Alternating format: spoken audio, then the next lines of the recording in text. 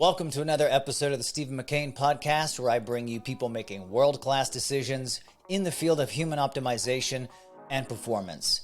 This week's episode is all about metabolic conditioning, things like Zone 2 and VO2max. And I have one of the world's experts. His name is Gilles Essiembre. And this guy is really up to speed and has a very unique way of increasing people's VO2max. I've been doing his protocol for some time now, and I feel a lot better. I feel like I have a lot more energy. I know exactly what zone and what heart rate to train in to burn maximal fat. I just feel better. I feel like I'm getting better blood flow, and I don't really have a strong history of embracing cardio. I've done it in the past, but now I'm fully on board, and this is a part of my complete longevity routine. And look, the studies on VO2max are unequivocally there in terms of it increases your longevity. So this is something that I think we can all do to feel better, to have more energy, and to potentially live longer. So you're definitely going to want to check out this episode. Let's do this. Gilles, welcome to the Stephen McCain podcast. Well, thanks for having me, Steve. It's an honor to be here. And you know me, we've talked before. I get really passionate. I get really excited to talk about, longevity, respiratory, and metabolic age, and metabolic protocols. So I Yeah. love chatting and educating people and giving my 2 cents world in this world. That's we're all about trying to help humanity be healthier and just get everybody to live longer. So whatever I can do to help and have great conversations too. So looking Yeah. forward to it. Yeah, absolutely. Well, the honor's all mine. You know, we had a conversation not that long ago, and I was introduced to you by my friend Jesse James Carroll, and whoever he's going to introduce me to, I know is going to be really good at whatever they do. And I was, I mean, I knew within 5 seconds when you were on, I was like, I just like this guy. And then when we started talking, I thought, oh my God, this guy is really top of the line when it comes to what you do. And you are a VO2 max expert. But, you know, when I look at your biography, doing bodybuilding, doing Spartan races, doing ultra marathons. And so you've really seemed to have pushed your physiology to Mm, extremes. You're not just this person who's like, well, I'm just this metabolic expert that happened to just maybe be an endurance athlete. You really, in my opinion, seem to have a very broad spectrum of the human body in terms of performance. And I know we're going to get into like your yeah. protocols and VO2 max for longevity, but I am curious a little bit about your background. If you wouldn't mind just sharing a little bit of your past and how you got into being this VO2 max guy. And I do want to start off for the listeners. I would like to get, before we get into your background, your age and your VO2 max current score. Well, my age is 50, and you and I have this. You're older than me. You're really old. He's older by 1 day. So we both hit the old 50 years old. And my current Mhm. VO2 max score from my last test was 70.4 milliliters per kilogram per minute. Jesus. So yeah, so it's quite high. Yeah. And It so, took me quite a while to get to it, uh, but it was always in the 60s. But I really, I dialed it in with just some respiratory training and some changing some key biomarkers and experimenting, and hey, yes. Yeah. here I Well, am. we're going to dig into that in a little bit, but I would love to just allow the users to hear a little bit about your background and maybe how you Mhm. got into this stuff. Well, for me, I was always a pretty gifted athlete. I was good at everything. I was a good badminton player. I played high school hockey, and but being at my size, I should have been a gymnast. But in Canada, you got to be from Toronto or Montreal or Vancouver to be able to be a gymnast. I had that body type. But I was a really good snowboarder. I won snowboard, some competition. I won some skateboard competition, captain of my high school hockey team, and figuring out where the weakest link was and the strongest point I've had throughout sports, being only 5'6" in hockey, didn't give me much of a chance. So I started watching at a young age. As soon as I saw the mouth drop of a player, I knew I had him. So I said, well, I'm gonna make him chase me around. So I'm gonna make some crazy moves and just skate around and let him chase me a little bit and make it hard for him. Then I'm gonna turn on my booster. He's not gonna be able to follow me. And I didn't do that in the first and second period.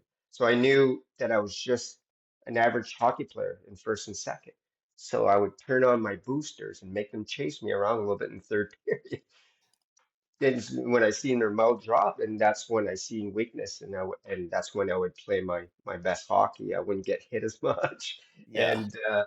and that's what I saw.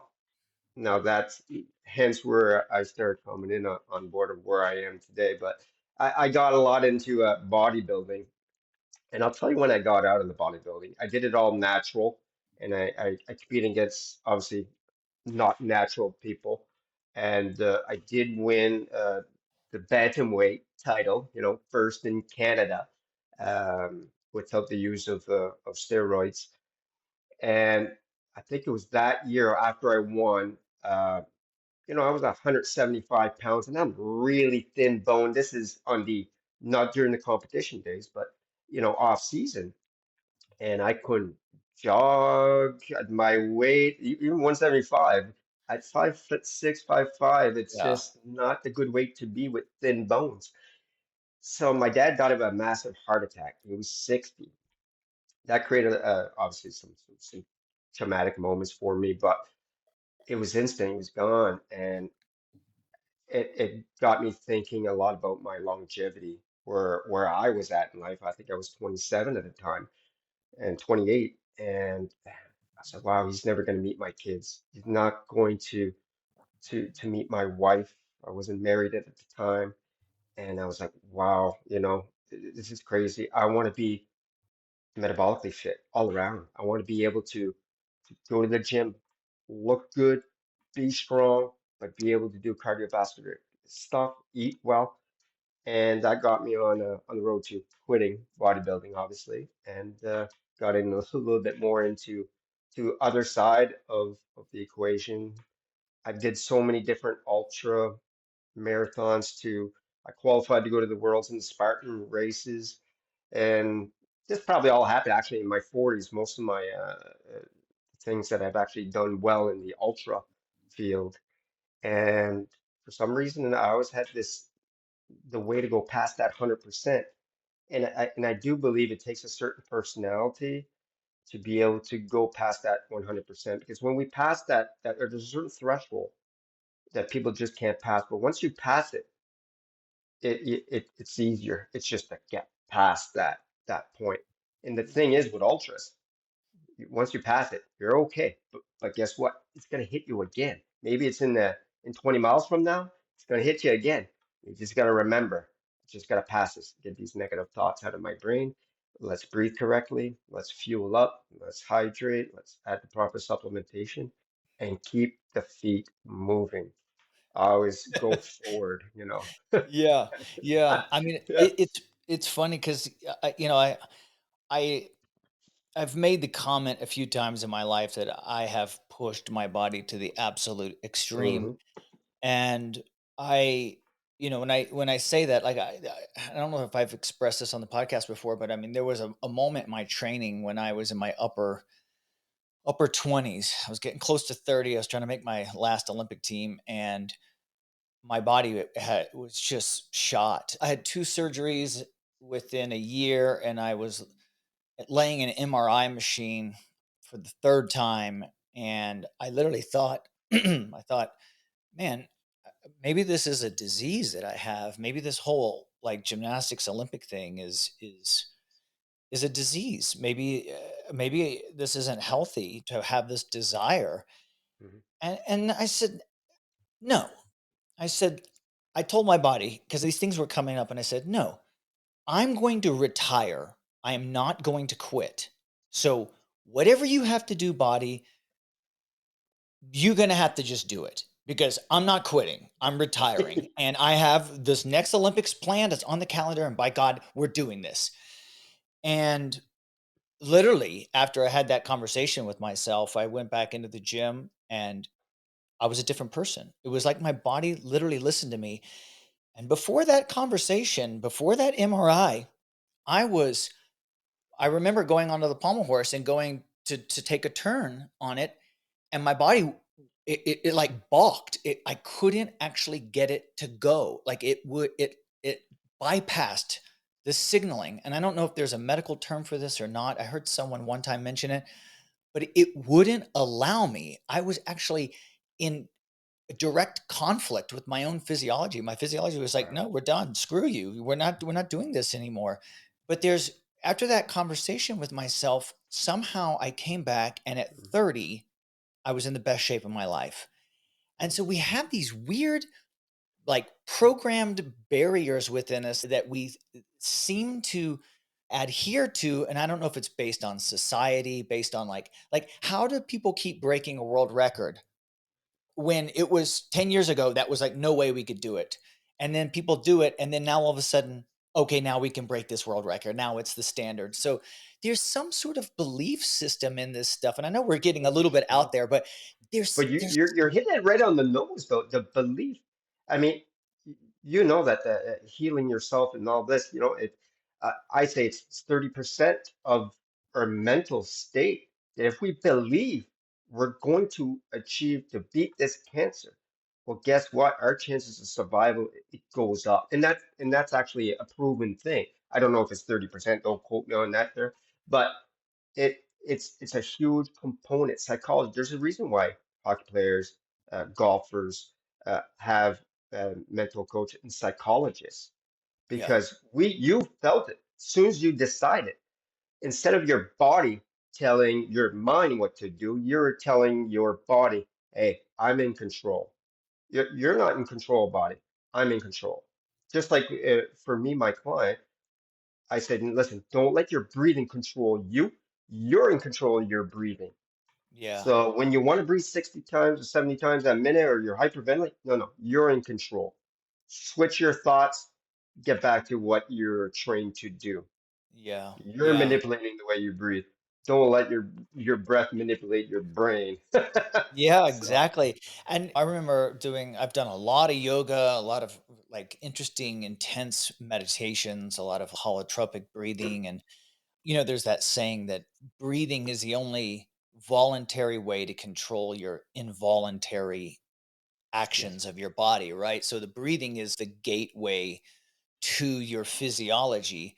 I mean, obviously, the way you think too, I'm sure affects it, and because that affects your emotions and stuff. But Mhm. let's talk a little bit about breathing because I know our first conversation, you were part of your secret sauce, so to speak, Mhm. is this respiratory rate and stuff Mhm. that you use. And like, so what are the like the biggest pitfalls or problems that you see with people's breathing? Well, okay, I'll go on. This is real funny because this just happened.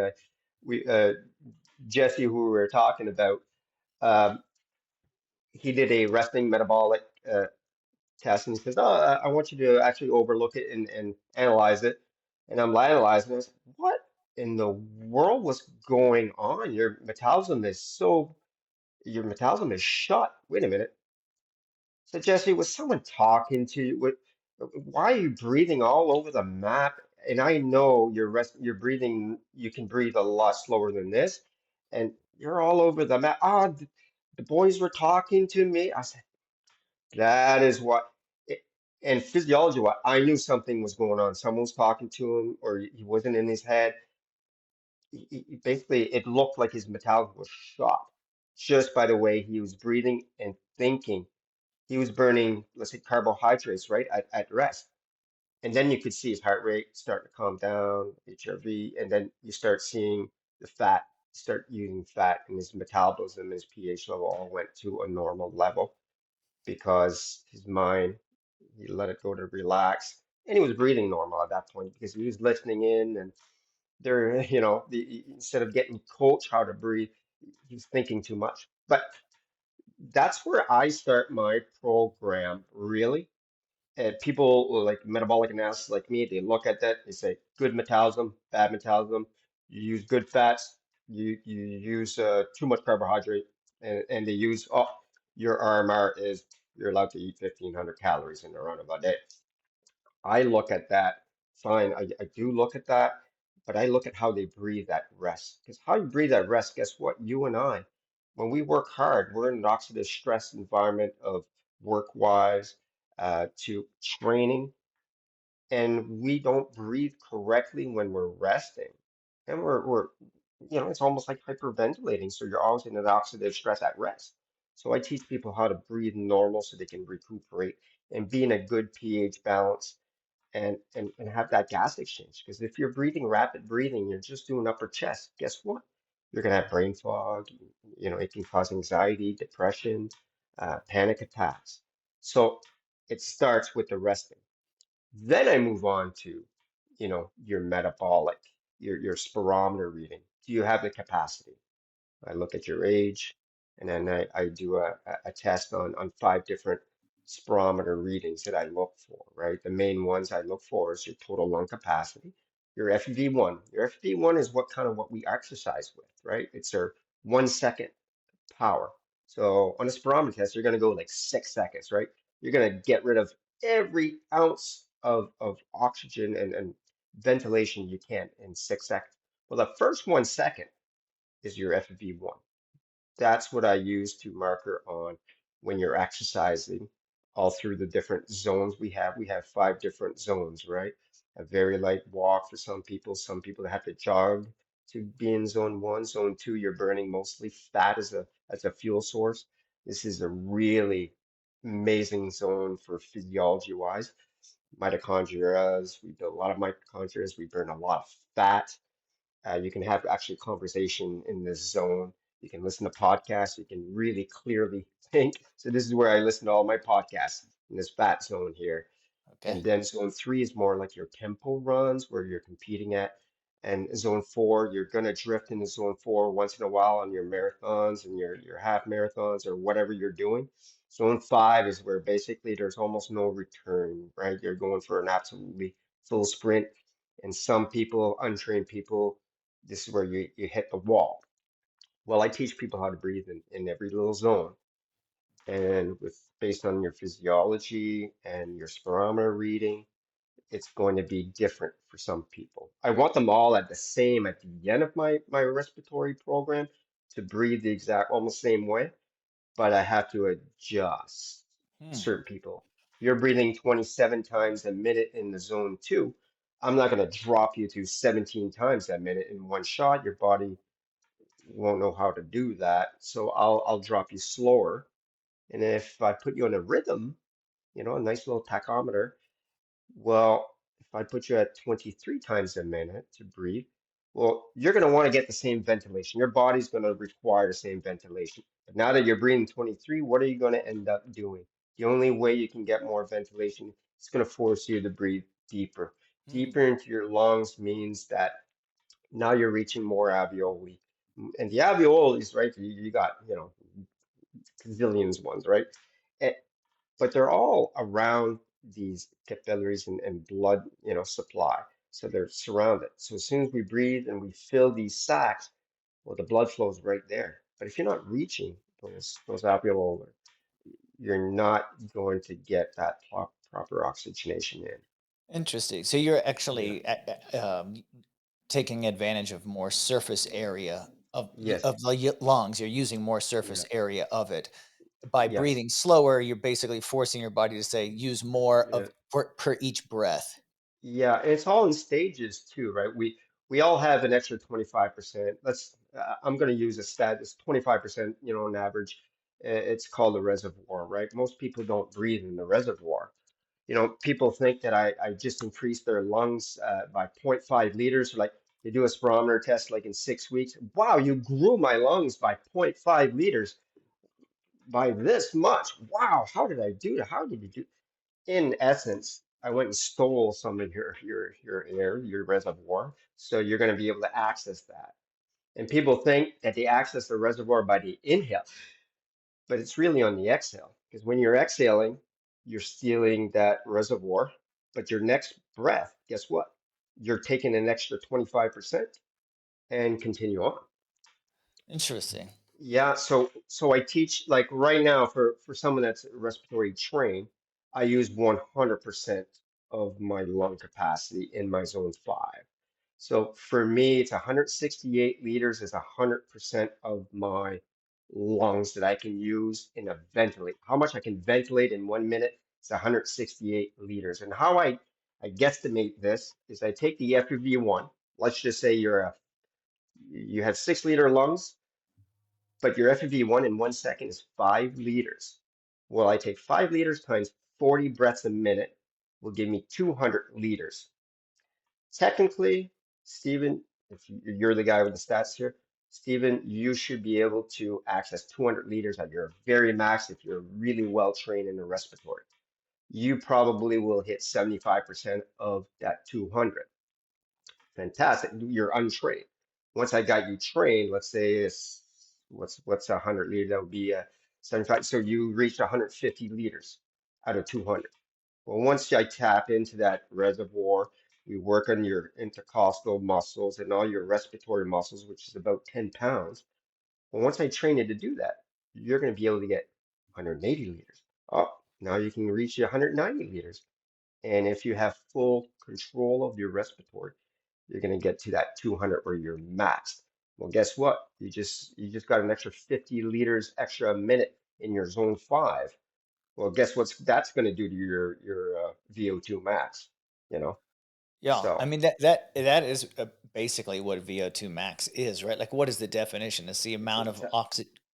absorption, right? So how much it's great to actually being able to inhale it, but you also need to teach your body to absorb that oxygen. So I'm Okay, absorbing 70 liters now, and it also goes by other statistics. So I look at how many liters per breath you're absorbing. It's kind of like, you know how you get running economy. So, oh, I'm using certain amount of calories per step. I'm very mechanically efficient. Well, I hmm, do the same thing with the respiratory. How much VO2 are you absorbing per breath? If you're under 100, milliliters per breath, I want you, closer to 150. Maybe it depends on this, on your circumstance. Like, yeah. uh, I have a record. You know who my record is? You're gonna laugh. The record was 252 milliliters per breath with Jesse. Never seen Oh, that really? ever. Yeah, Wow. never seen it. However, I told, okay, it's fantastic. You got the record, but that's a little too, you're breathing in a little too deep and a little too slow. So let's give that those lungs a little bit of a break here, and let's go to at least maybe 90% of your FEV1. So I don't want if your FEV1 was 5 liters, I don't want you to breathe uh, at, at 5 liters. I want you to go to 90% of that 5 liter. So I said, you were trying to manipulate my VO2, weren't you? So I just got to slow him down, speed him up in the breathing frequency a little bit, which is very unusual. Only maybe 5% of my clients do I have to speed them up. Most people, I'm slowing them down. Got All it. right. Yeah. Yeah. Very So interesting. I mean, and it's not surprising that it's Jesse because he's, I'm sure he just took right he to your he works protocol. so hard. He's just, yeah. Yeah. Yeah. Yeah. We decreased his metabolic age by 7 years.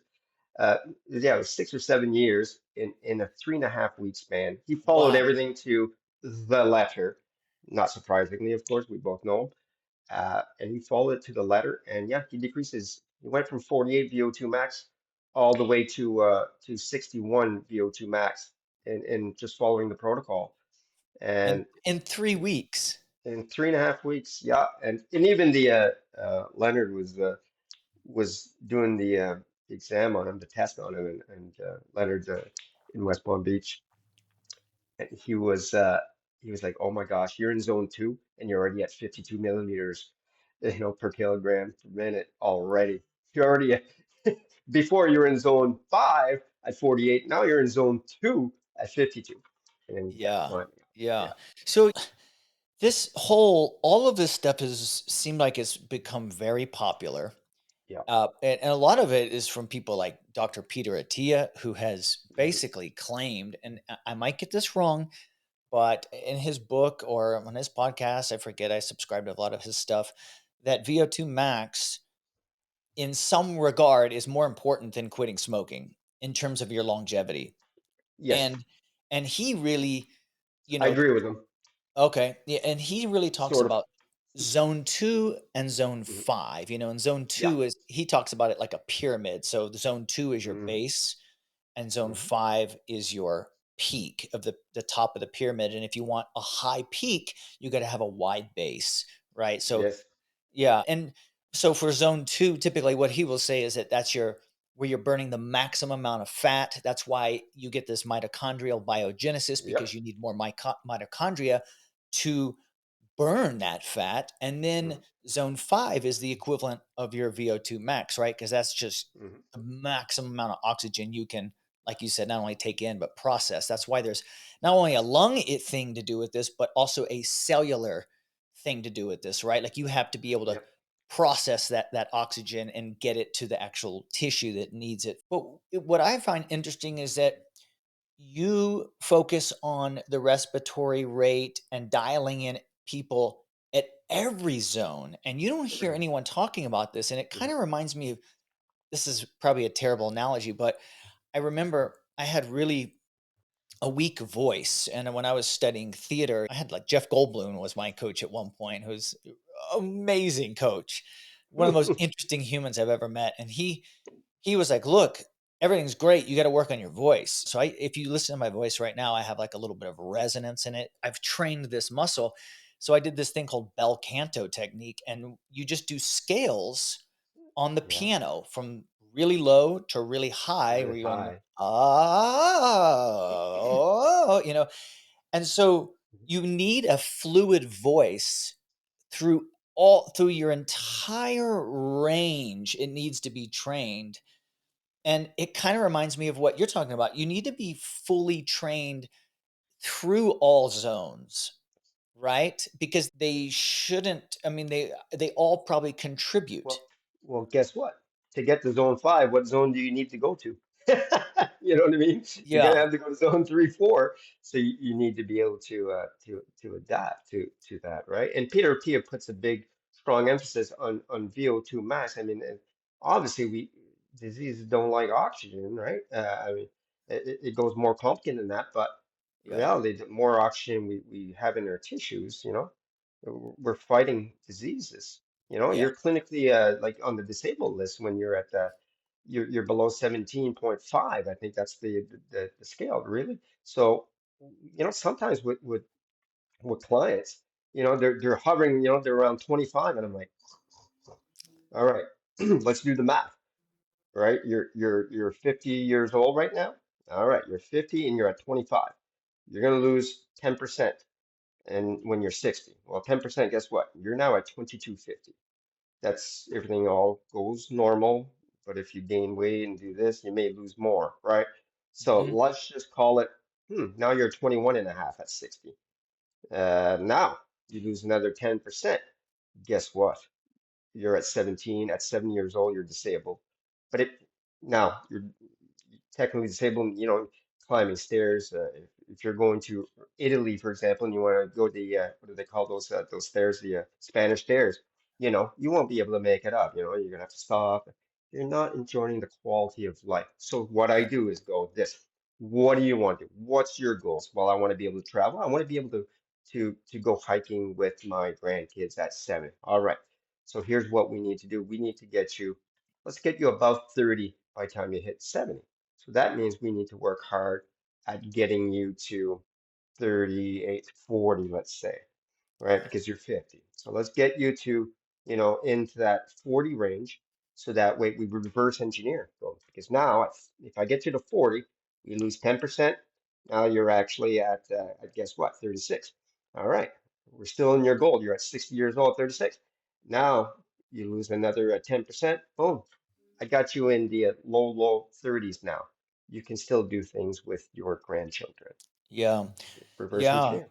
And when you talk about being disabled, putting on a pair of pants, going to the grocery store, Yeah, pushing a cart, like there yeah, you go. That basically exhausted you for the day, right? Like yeah, yeah, I barely can sustain even the most basic of yeah, responsibilities that I have to do for my own self. And it's quite scary how that stuff can creep up on you with age. And for me, it's really why I did VO2 all this testing back in 2010, and I really changed my physiology. And I tested my zones, and I put a heart rate monitor on, and I had this watch that would beep at me and make sure I stayed in my zones. And I I barely, because I came from the world of being like a power athlete, right? Like a gymnast. And mm, so yeah, for me, I was in great shape, but it was embarrassing. I would go to this park where and try to do it when no one was there because I had to almost running thing in play, like barely moving, and it was the most pathetic jog. And it wasn't even a jog; it was walking in a hmm with a running movement. And because if I went beyond that, I would immediately just go up the zones. But after a few months of it, I could just run indefinitely. It felt like, and hmm so it's been a long time since I've done that training, and I know that it's probably the weakest link in my physiology in terms of yeah. my physical capabilities. And VO2 is just like one biomarker, like versus like 30 different biomarkers, right? So I look at VO2 max, but that is just one protocol, right? But I have to attack a lot of other protocols, a lot of different stats and biomarkers to change that VO2 max. So that's just one biomarker. Where a lot of the emphasis is on VO2 max. So I talk a lot about VO2 max, but it is one of my priorities. But there's so many other biomarkers to change. And all these little ones that I'm changing, guess what? It still has the effects on the VO2 max. So I'm Okay. changing all these things. And so going back on what you were saying, you're so working in your field. There's a reason um, why aren't athletes outliving Joe Blow, John Doe and Jane Doe? There's a reason for that. Athletes are always trained in the oxidative stress, zone 4 and 5, zone 4 and 5, and 3 and 4 and 5, 3, 4, 5.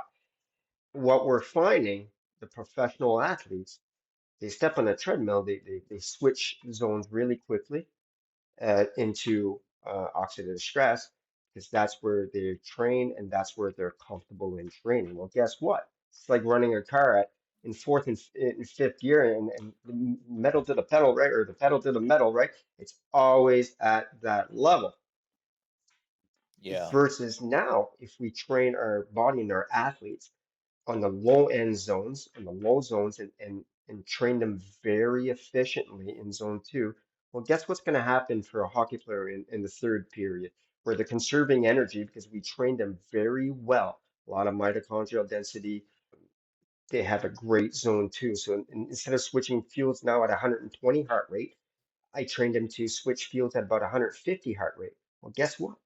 They've gained 30 different heartbeats there to be able to stay burning mostly fat. So guess Yeah. what? It saves that carbohydrate fuel source so you don't bonk in the third period. You conserved all that energy in the first and second period. Guess what? You're going to be avoiding injury. You're going to make a better play in your third period.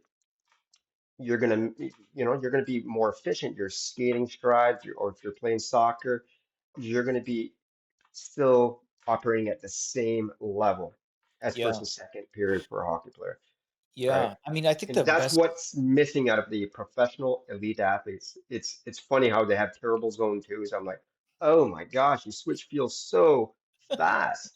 Some of them, as soon as they walk a speed walk on a treadmill, switch fuels. Yeah, Go that's right how to I was. carbs, right to carbohydrates. It's like, Yeah. yeah, I I'm like, literally do was you at have the. diabetes? Like, I mean, because that's the sign of diabetes, right? Your body's not liking to use fat as fuel. I'm like, do you have diabetes in your family? No, no, no. All right, let's go for a blood test. Come back with a blood test. All right, it's not that. You know, Yeah. what in the world? We need to work on your zone 2. You're gonna have to like crawl for a month or two Just slow little walks. Yep. Yeah, that was me. But I think the best example of that I can think of a professional athlete that really has what you're talking about, this massive fat burning zone, is Floyd Money Mayweather. He, if you watch him fight, he will, for the first couple of rounds, he'll just exhaust his athlete. He just, no Mm, one can hit him. So he's just mm. guarding and tapping and doing all this stuff. Now, look, I'm not a boxing expert, so if I'm getting this wrong, please don't don't come I at know me. you. But I, if you watch him, when he sees that the other person can barely hold their hands up, he yep. just goes Mouth in for goes the in, kill. jaw drops, Yep. and the jaw sinks back. He's like, time to That's it. go, buddy. Yeah. Third period of my hockey game. Time to Yeah. strike. Yep. Yeah. And so for someone listening to this, that maybe this is all brand new to you, the more effort, the more intensity of effort you can do in a fat burning zone. I mean, we basically have an almost unlimited source of fat we can use, right? I mean, Yes. you have Unlimited. an unlimited amount. It's a very efficient fuel source.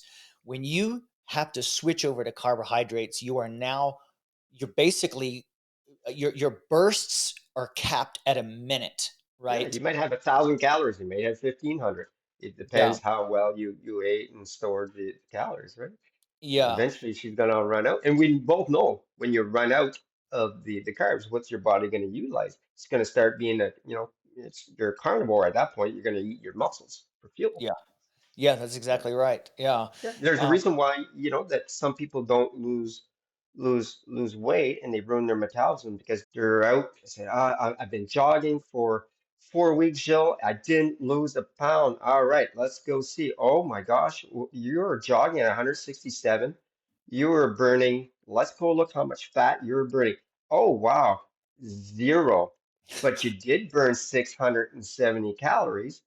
Oh, and you didn't eat that day and you went jogging? Oh, guess what?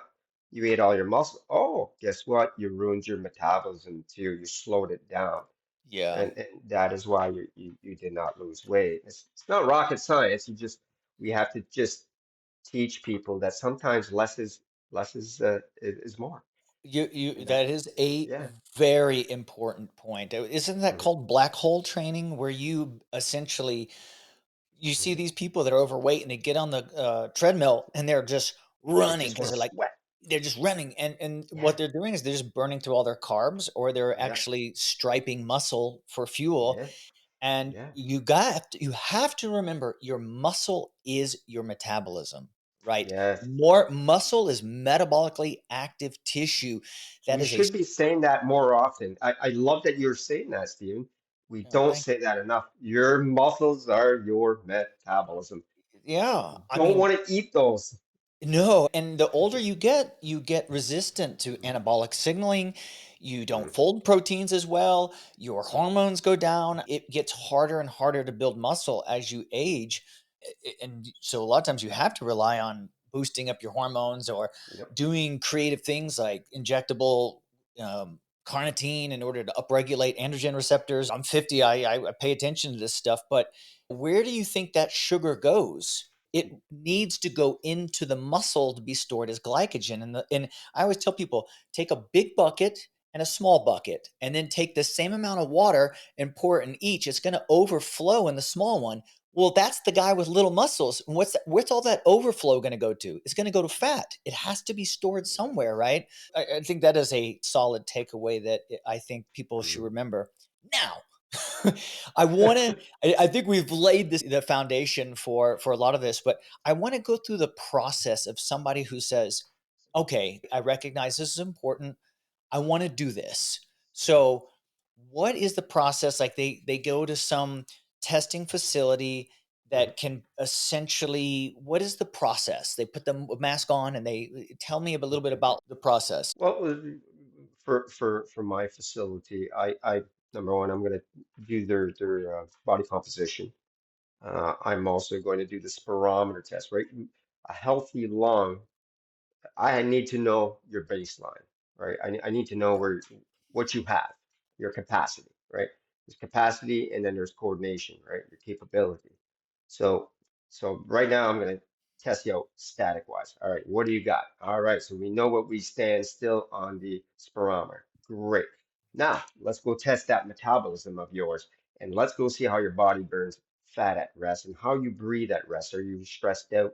Do we need to slow your breathing? Do we need to, to give you breathing exercises at rest and see if we need to fix that pH level, during your daytime. So we do the mask thing, and it's a 10-minute resting test. You just basically sit there. That's the fun part of my testing, is that resting. Enjoy yourself. And that takes about 10 minutes. After that particular test, I do some CO2 tolerance test. You do it's called the BOLT score. It's not an exact thing, but it's going to give me an idea of how intolerant, you know, how their body, the CO2 affects them. If high CO2 affects them, if it's a low score, they probably have a higher tendency to overbreathe during the daytime. So Yeah. how I do that is I let you breathe normally in and out and in, and on an expired air, not a forcing, just a regular expired air, I get them to plug their nose. And we count how many seconds before their body, it's not a max breath hold, before you feel that quiver of the throat, quiver of the diaphragm. Whenever your body tells you that it needs to breathe, we stop the timer. Is it 10 seconds, 15, 20, 30? Usually after my respiratory training, I get people above the 30-second mark. And even though you could hold your breath for 3 minutes, it's whenever your body gives you that indication to breathe. So that's about. Then I move into the exercise test, the VO2 max test. VO2 is my last number. So I don't even look hardly at VO2 when I'm actually analyzing someone right away, right? I'm looking at all the other biomarkers first, right? First biomarker is where that zone 1 and finishes to zone 2. I'm looking at their breathing frequency. I'm making sure the gas exchange is being done properly. I'm making sure nothing funky is going on, right? Because I'll be able to tell if there's something, wrong with, your heart valve, or if there's the gas exchange is not being done properly. It can be dangerous, right, for the heart if I'm pushing them to a certain level. So I like to see that biomarker to make sure if I'm going to continue the test or not. Hmm. If I start seeing a dip towards the end of the VO2, or it's called VO2 pulse, every time your heart beats, uh, I like to see that number. If I start seeing it drop and drop and drop, or if I see the heart rate going up and up and up, and it's like, ooh, good, good, good, good, and then it starts to drop, and then you're like, you're trying to fix the heart monitor. Is it the heart monitor? That could be a sign of something else, in the cardiovascular. So there's those biomarkers that I have on hand to make sure. That test it's a 3-minute test. Some of them is running. I like to do all my tests with a human body up. So it's either going to be a hike or it's going to be a run. I like that because the diaphragm's in a good position.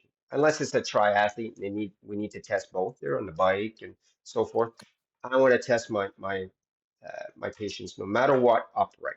So if we're going to test on the bike, doesn't matter. I want to test you upright because I want to see what the diaphragm can do too, right? That's the respiratory side of me, right? Other metabolic analysts, it's whatever test will do it.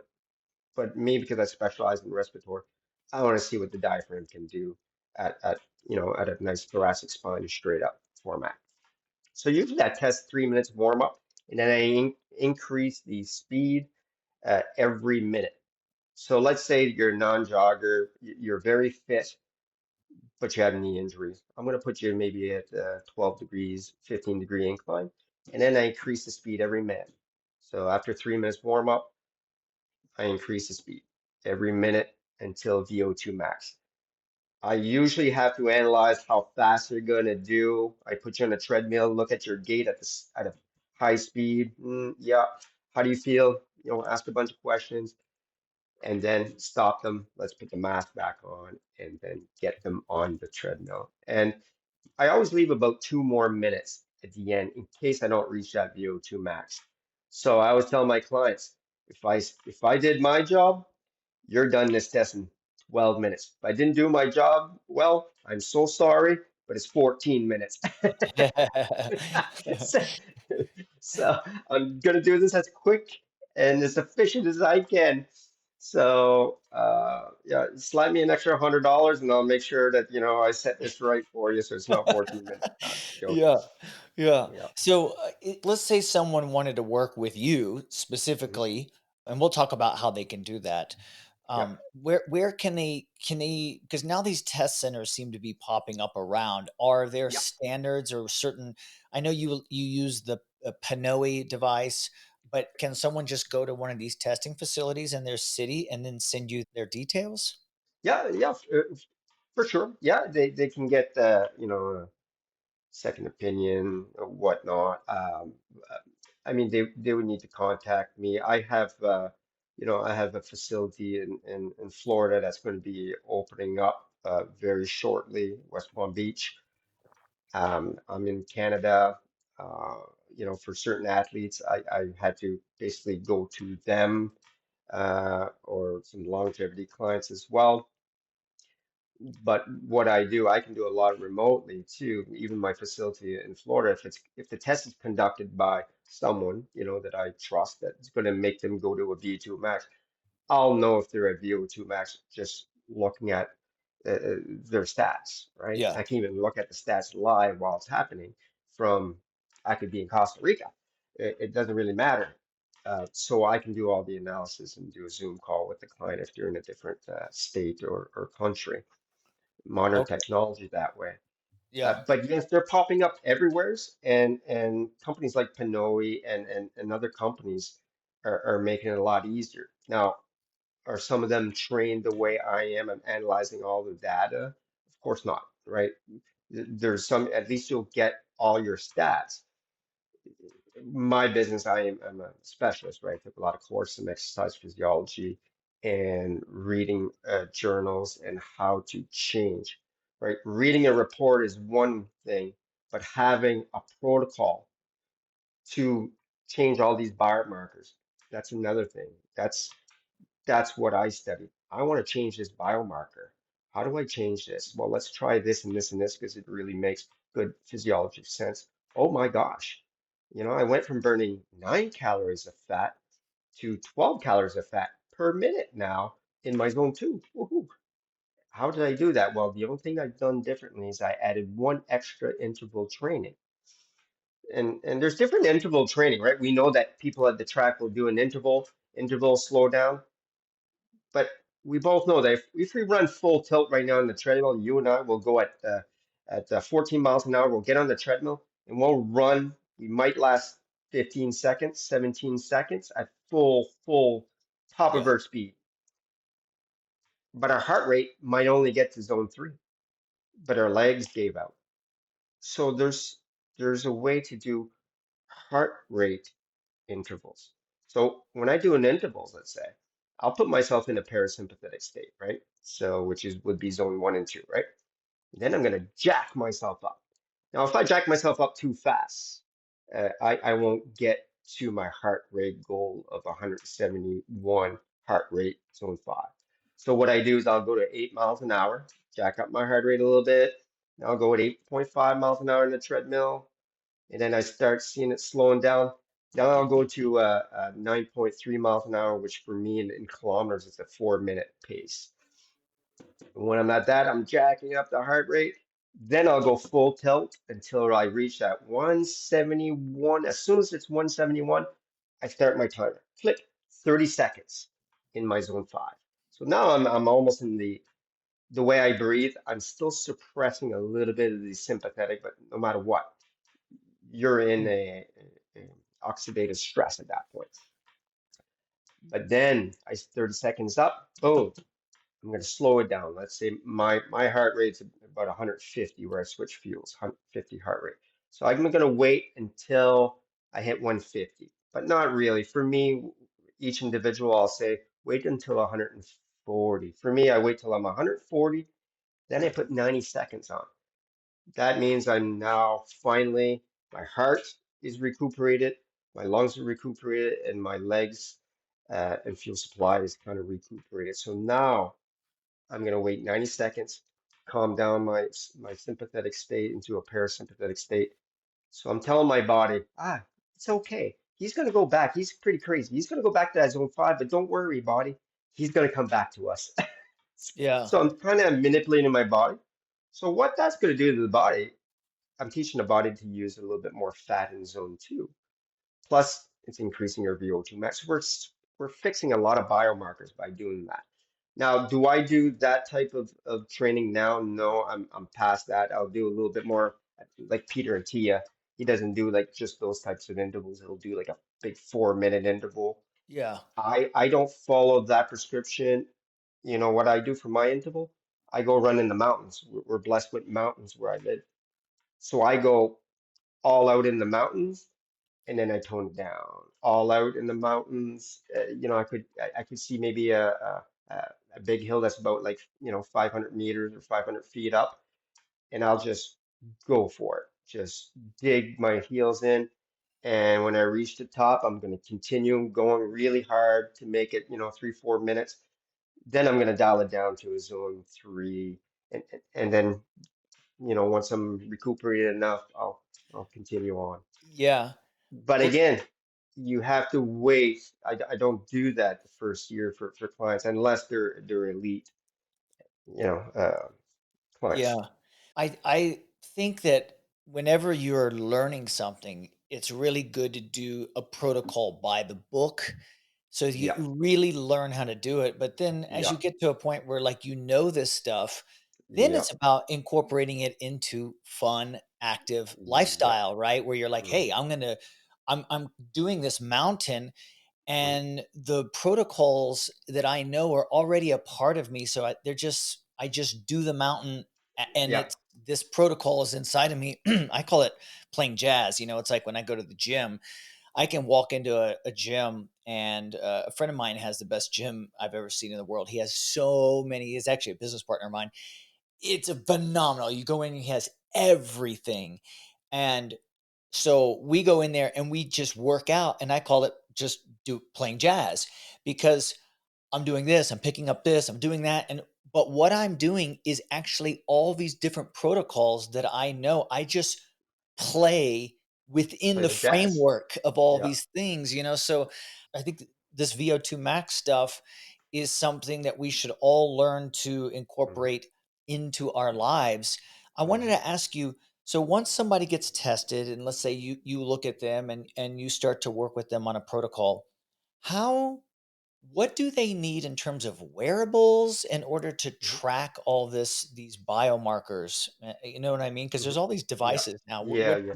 What do you recommend for that, or what do they have to do? I, I mean, I love the obviously I'm a Garmin guy, so I love Garmin because I use a portal where basically every time my clients, turn this on, I see it. When they do their respiratory training, they need to click that it's done, and then they give me a rating on RPE or how hard was it, 5 out of 10, 10 out of 10.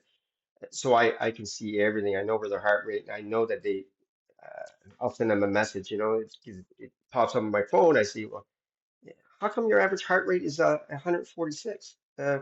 This was known today there, Mr. Joe Blow here. Guess what? You stopped burning fat at 135. You know that, right? I just want to check in with you. What was going on? Well, my dog was having fun, and I just continued to jog with the dog at a faster pace. All right, all right. Guess what you're doing tomorrow?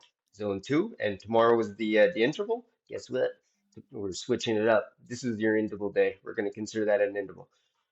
So, and going back a while ago, remember we were talking about the psychology, and I'll tell you why my protocol is really cool. It changes people's lives, and I'm very excited about it.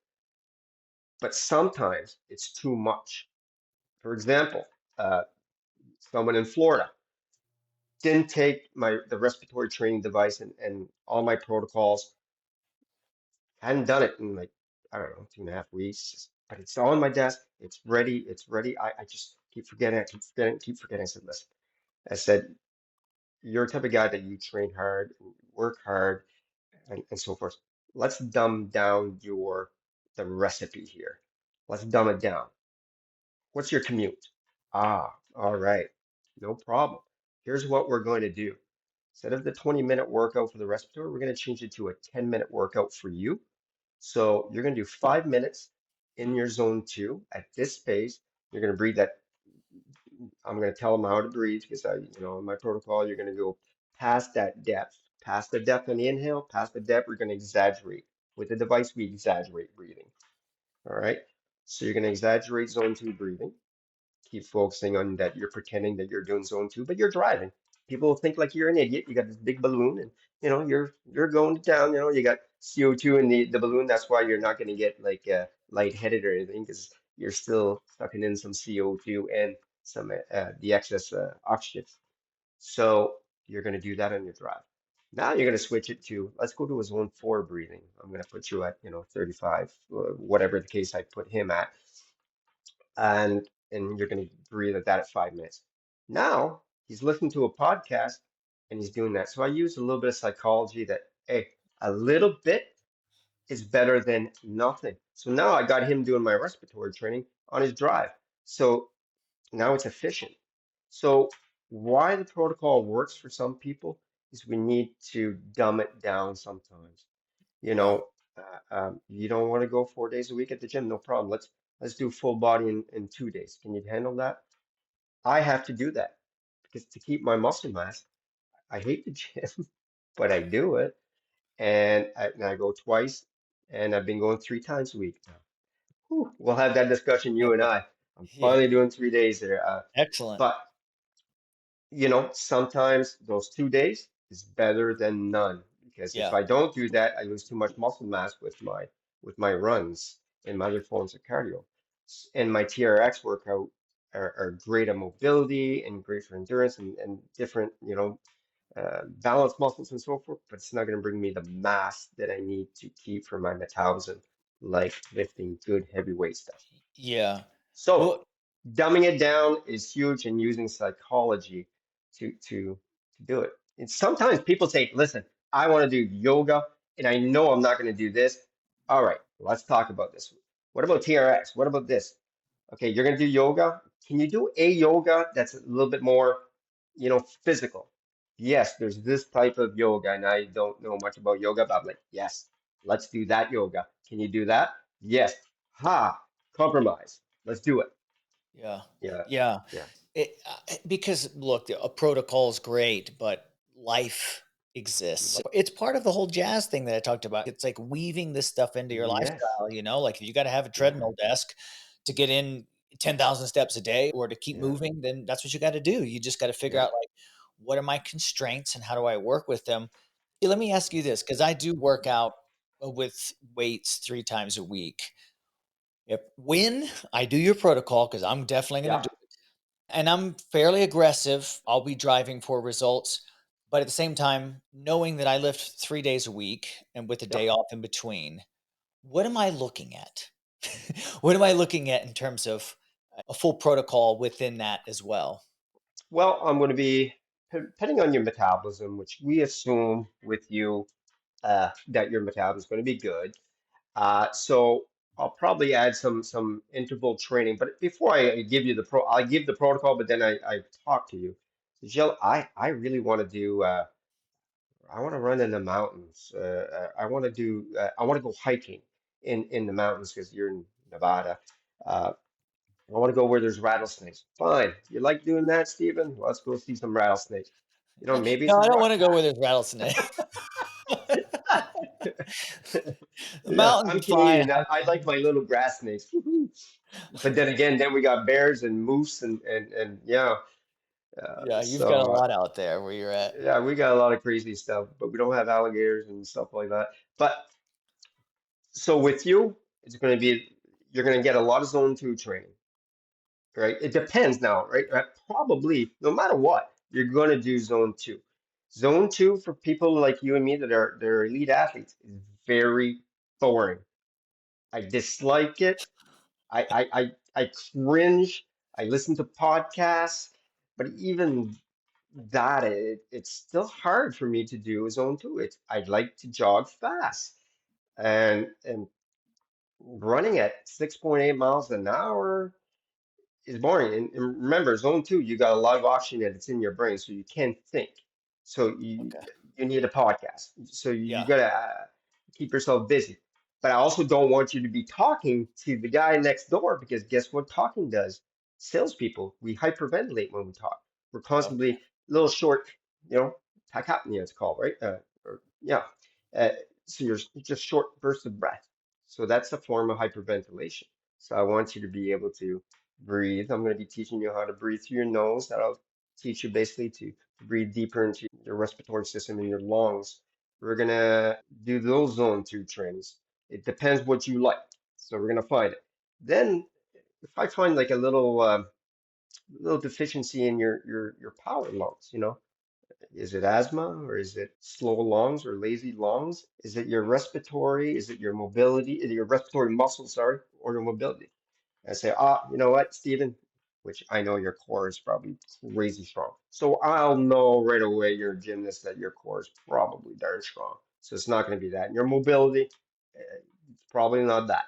So most likely for you, it won't be mobility to your core, but I'll still give you some exercise because I want you to be able to control your expiratory muscles. And it takes a while for you to be able to manipulate and get rid of that extra 25% of air, right? Okay. So that's core. And then I'm going to get you to do an interval, and we come up with a good plan for an interval, probably for you, depending on your VO2 max, 1 to 3. Depending on your lifestyle too, maybe it's 2, maybe it's just 1. But then What do you when we mean, one retest to three a week, you mean? a Or week, yeah, sorry, when I'm talking like that, yeah, it's yeah, 1 a okay. week. Yeah. Okay. And we discussed your form of cardio in your zone 2. We discussed your core training. The best core training that I do is TRX, right? Been TRX certified for I don't remember 2013. I guess that's 11 years being certified in TRX. So I do a lot of cool stuff with TRX to work these intercostals, the obliques, your abs.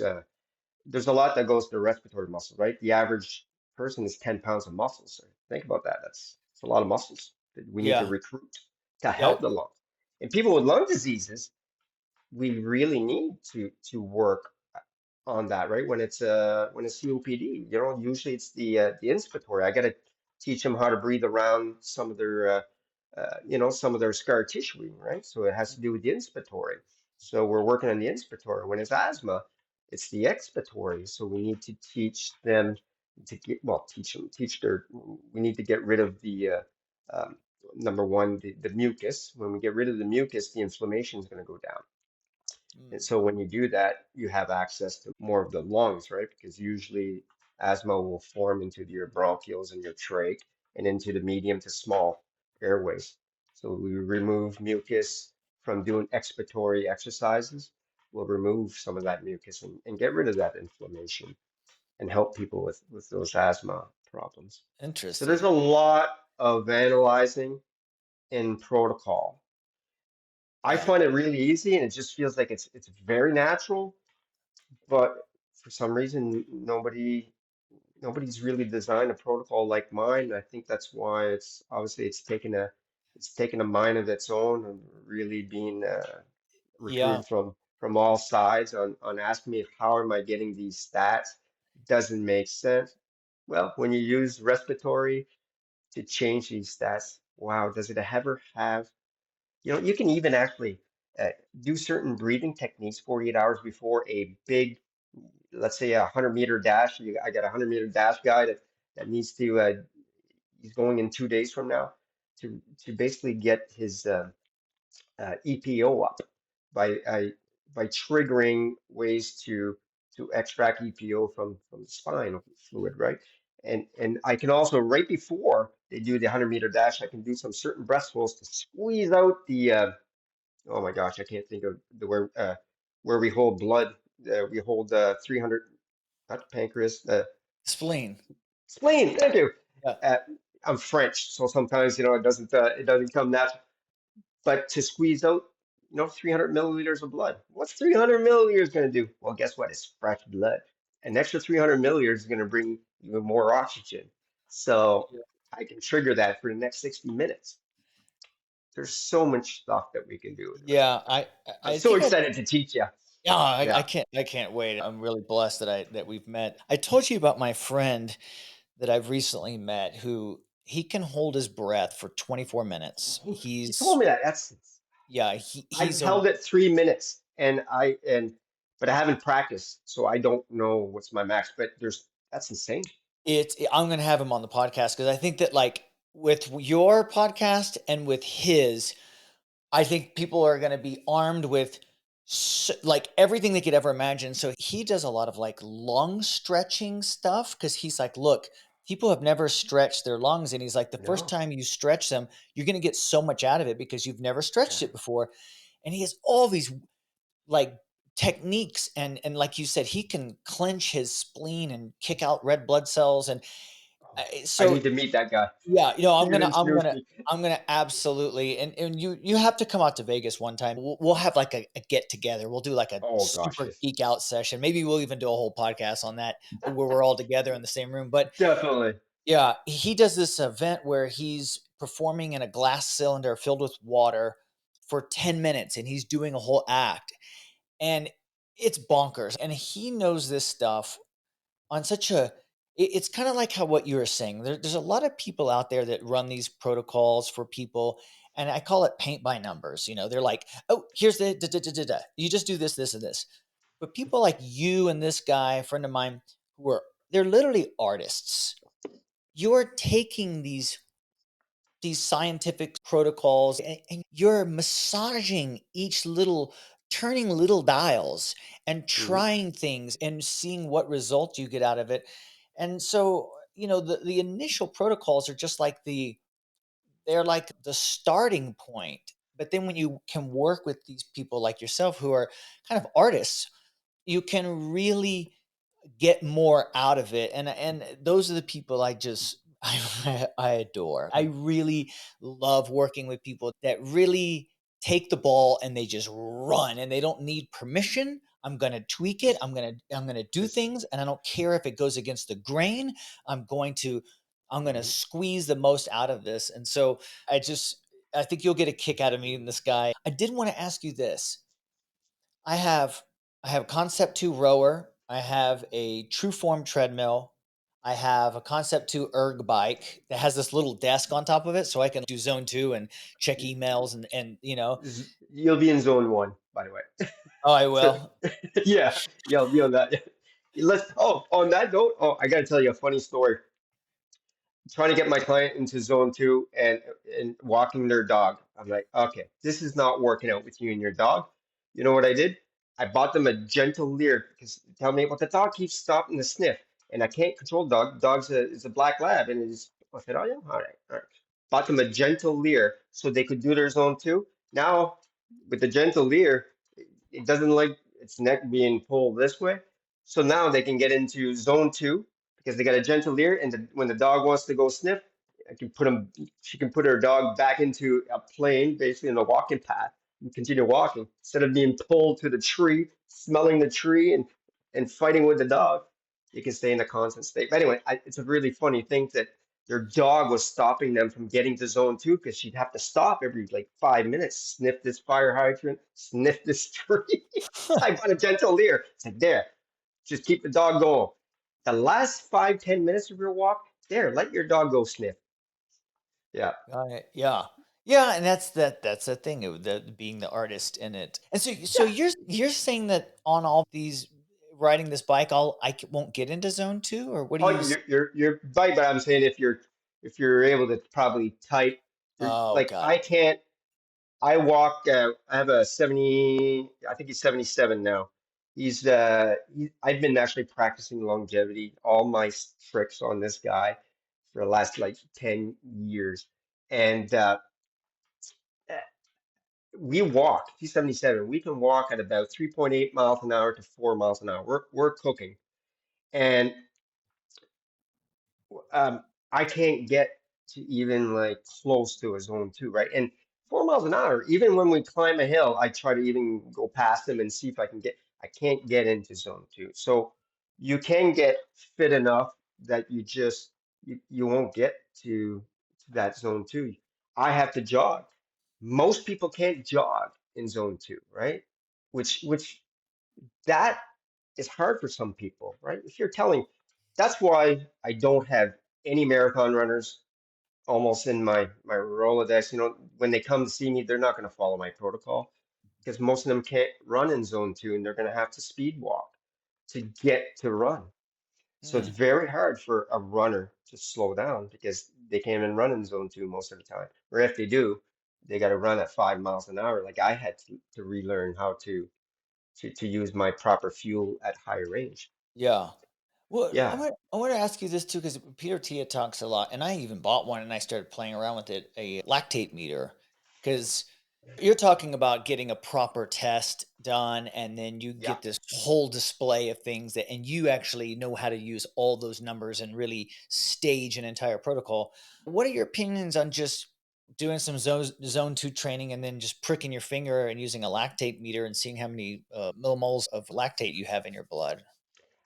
I don't use the I use breath analysis really instead of pricking. It's obviously less invasive, and Yeah. and I get all my stats from there, so I don't really get into the like. I know that I can teach an athlete to, how we all call it lactic acid, and we stiffen right up. I can teach, athletes to not get into that lactate state by kind of teaching them how to use lactate as a fuel source technically, Yeah. so that you're not going to get to a lactated state by different respiratory protocols and proper breathing techniques and proper interval and zone training so that you're not going to use lactate as something that's going to stop you. You know, you can go do like, for an example, that elite runner that actually he was one of the only ones I listened to from A to Z. He can go run a 5K run, which is 3.1 miles, and he can run that and used to run it in about 17:50.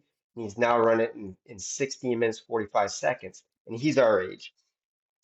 And he was able to achieve that by just changing his breathing method. So he shaved off a minute off his 3.1 mile or 5 kilometer. So he doesn't really get to that lactate stage anymore. So he can sleep better. He says, I sleep better at night and I can go do a PR run in a race. And then my buddy asked me to go for a 10K run with him in a zone two.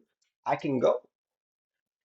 But this is before when my body would go into full lactate and I would finish it with the by skin of my teeth and just making it and collapsing and gasping for air, full lactate, the dead legs, the cement legs. Yeah, that's probably me.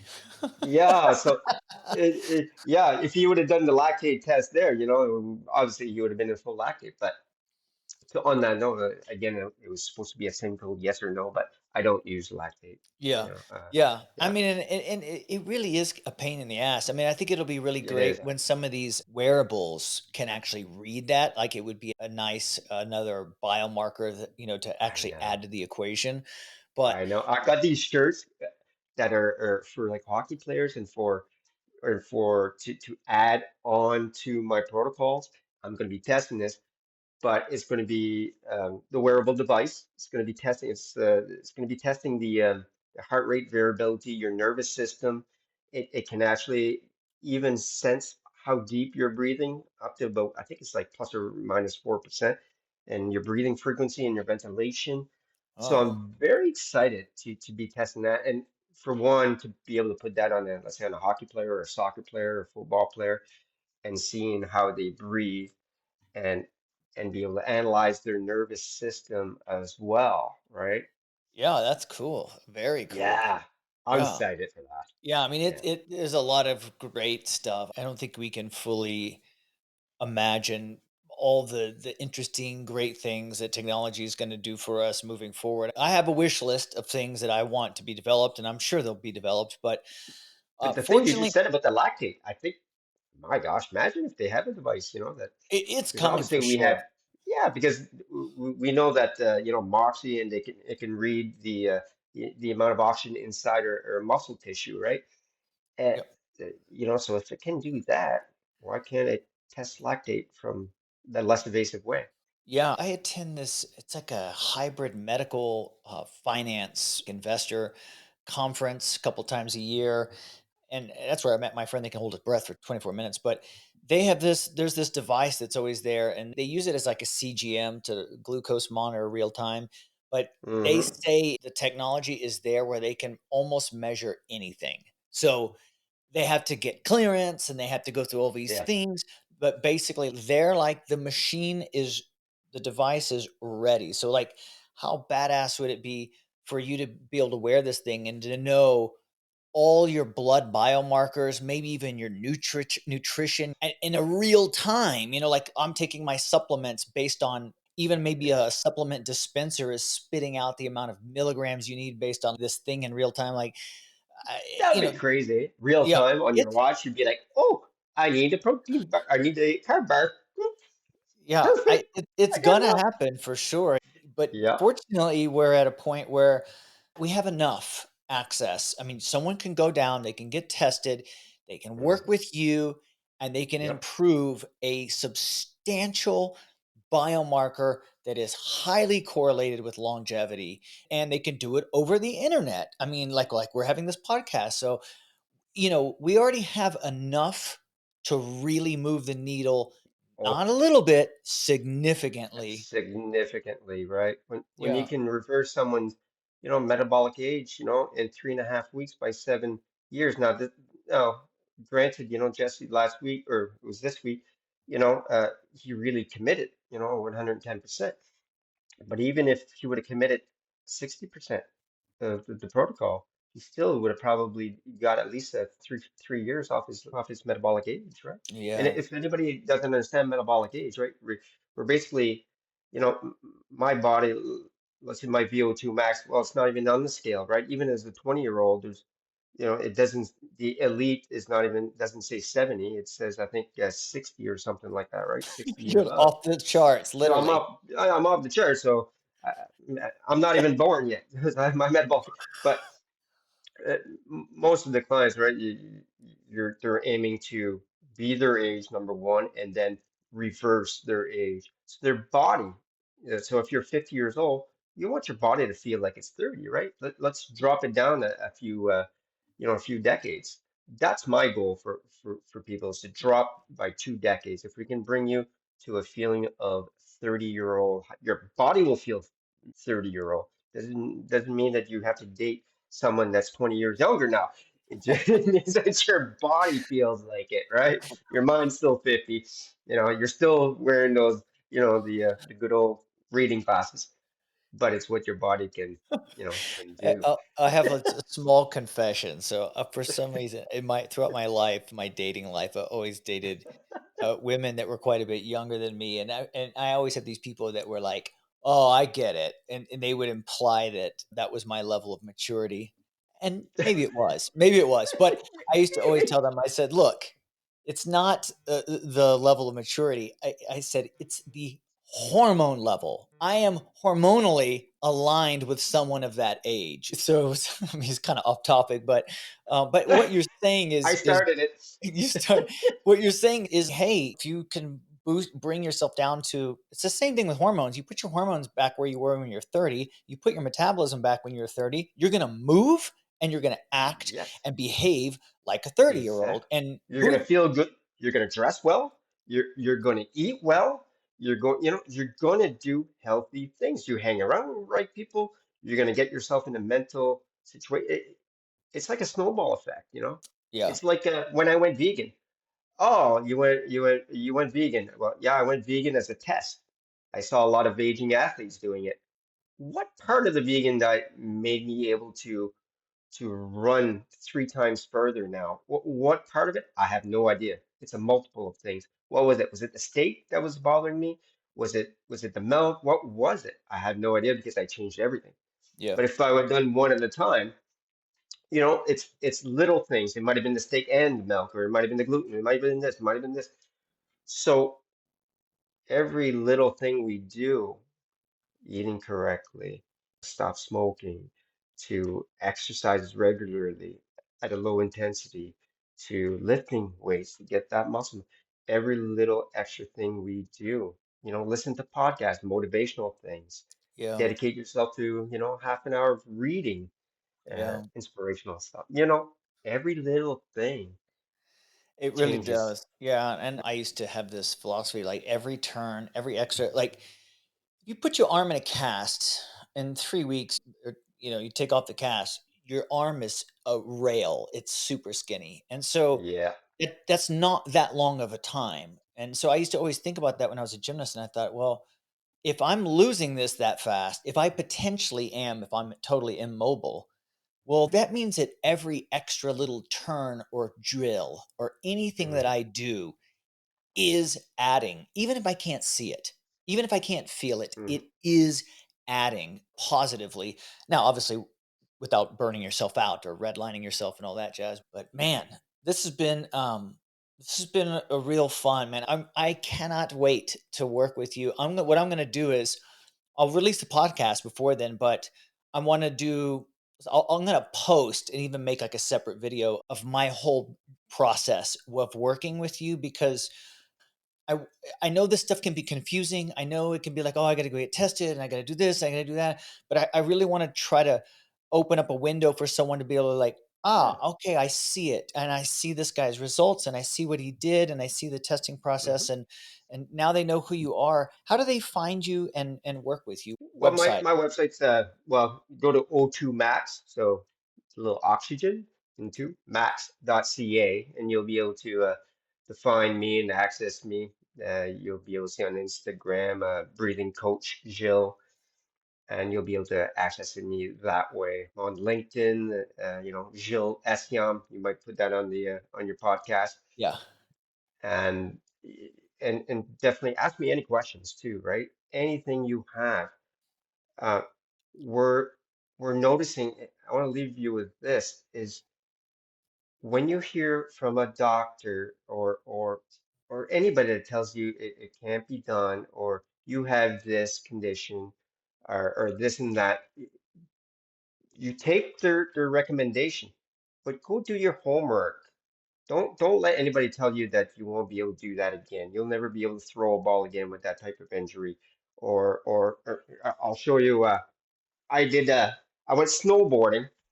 I've been snowboarding for 30 years, 33 years, and I broke. I just had a spiral fracture.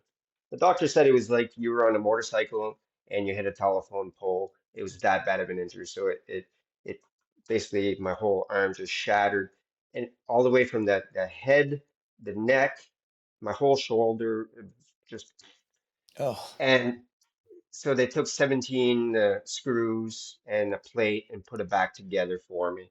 And this was, well, it's going to be 1 year next week. And they said this was we'll call it April 1st. I met the doctor, and I said, listen, I've been training for, it's 115 kilometer. How many miles would that be? 80 miles? 80 miles? 80 miles about? An 80-mile run in the biggest mountains in Canada besides the Rocky Mountains. It was going to be pretty gruesome, about 15,000 feet of elevation, and you name Wow. it. It was going to be a gruesome.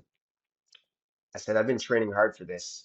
He says, son, you're done. You're not doing that this year. And this is April 1st. And I was like, oh, no. So I had that surgery right around April 1st. I said, okay. So the first 3 weeks didn't do anything. The fourth week, you can see it on my app, I started running. I took my arm, I duct taped myself up and around. People thought I was a little crazy. I was in a sling and full of duct tape, and I went for my first run. All this to say, it started off by, yes, it hurt. It was jiggling around. You could feel the bones and stuff. Not recommended. Started going to the gym as soon as the that I was able to bend. I would hold a 2.5 pound, and I would train the other side, and just kept going, kept going. He'd tell me, don't go over 5 pounds, Joe. I'd go to 10. I'd push just the limits, and, start getting my mobility back, the strength back. And by September, I think it was September 5th, I ran 115 kilometers, and I was actually in top five for the longest time, then I got lost in the mountain. They found me on top of a mountain I didn't belong. So it was like it was about a mile and almost a mile and a half off course. But but guess what? I finished it. It took me 19 hours to do the 80 miles in the wilderness, but I finished it. So the moral of the story is that I did hyperbaric. I remember the story you told me, right? All the stuff that you did to get yourself away from an injury. I can't remember quite the story, but I did hyperbaric chamber. I did red light therapy, and sauna, PEMF, and strength training, and continue doing the cardio because continuing the blood flow. Yeah. I must say though, this will belong in another story, but for at least 8 months jogging, the right arm, it would do, because you're jogging like this, it would spit out like sweat. It's really weird that the body was detoxing for about 8 months. It was sweating so much. The right side, there'd always be like a track of sweat in the same Interesting. direction on the treadmill. That's another story that you and I should talk. Was that my body sweating and detoxing all these metal things in my body? Wow. You and I are going to talk about that some Yeah. other time because that was really cool. It finally stopped, a few months ago. But anyway, on the moral of the story is we listen to what our doctors have to say and do your research and work hard and don't let cancer or diseases or anything stop you. You can reverse some diseases. You can take your life back in your hands. Kind of Yeah. like what we said a while ago. Don't let the breath control your brain. Let your brain control your breath. Same as any disease we get. Take control of your life. Uh, that's my advice to anybody that's listening to this podcast, Yeah. right? Well, Let's take our life back. yeah, and if someone's out there listening to that and they need to hear this, Yeah, I completely agree with you. Once the doctor says something, you can't do something. I it it you don't if you just had surgery and like I tore my Achilles at one point, like it doesn't mean that's I the should go. story. Yeah, yeah. Don't go running the next day on it, but Yeah, don't let no. somebody tell you you're never going to be able to do X or Y or Z again. That's bullshit. Hmm. I don't care what you Yes, say. I'll do thank it you. because I choose to do it. And people so easily throw around limitations on Yeah, you. they And throw the towel. Doctor said this, done. Yeah, yeah, so it's next. yeah, I appreciate you saying that, and that's one of the reasons why I even get on this podcast and do this is because it's the stories that people have. It's not just the knowledge, which is great, but it's the reason why you're doing it, and it's the thing that makes you tick, and it's also these valuable lessons that all these people like yourself have shared that really at the end of the day, that's the thing when I go to some event and it's got all these people that are in this new health space coming together, they all have some interesting, powerful story that happened to them or a loved one or Hmm. something.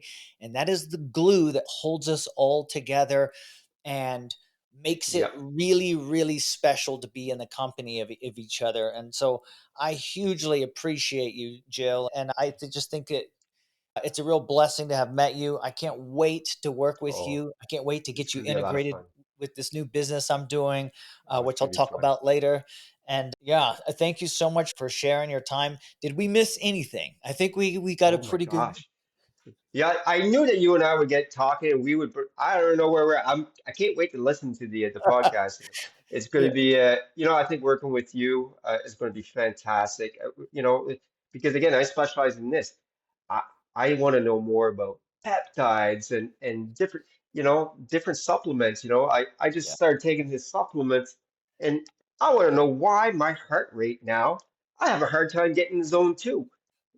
Creatine, creatine. I thought creatine was for power, but why is it? It's fueling. It's putting water inside my muscle cells, and maybe it's calming everything down. But I've never researched it yet, but it's something I want to actually reach out to you and go, wow, I'm having a hard time. I have to run so much faster now to be in zone two. Yeah, it sounds like you're getting So some efficiency out of that. Well, we'll yeah, definitely gonna talk, yeah. and we'll probably have you back on at some point in time. And I really appreciate it. And for everyone out there that's listening, thank you so much for tuning in to the Steve McCain podcast.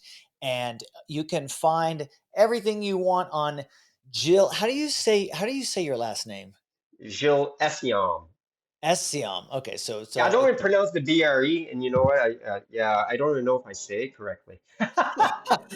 well, then that's good because then you won't be too hard on people that butcher it. But go to his website, o2max.ca, and check him out. And, try his protocol. Or if you have questions, reach out to him on LinkedIn. I'll include links to every single thing in the show notes. We'll make it stephenmccain.com/VO2max. And Jill, thank you so much. Well, And thanks for having me, Stephen. I appreciate it. I look forward to more chats together. absolutely. Thanks everyone for tuning in, and we'll catch you on the next one. Cheers.